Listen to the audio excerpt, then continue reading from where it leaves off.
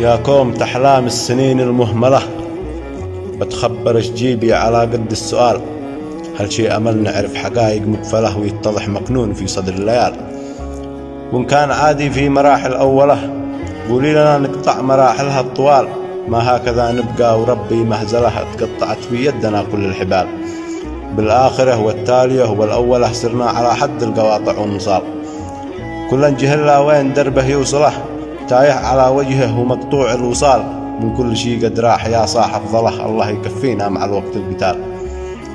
من يوم مدوار الرجال تبدله، وإحنا نعيش أيام أقرب للخيال. صار الوفي عايش حياة البهدلة، والخير والنعمة مع أشباه الرجال.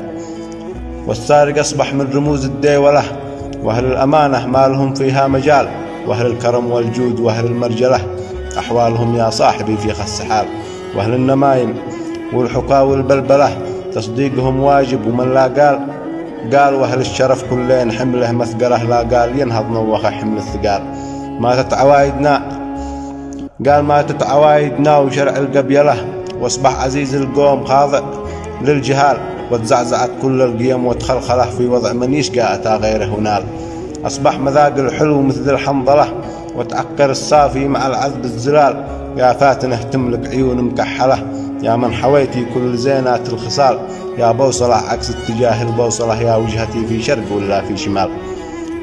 يا حاضر الشاعر ويا مستقبله، يا بدره الساطع في انصاف الليال. يا مصدر البأس الشديد ومنهله، يا شمس في ظلي وفي شمسي ظلال.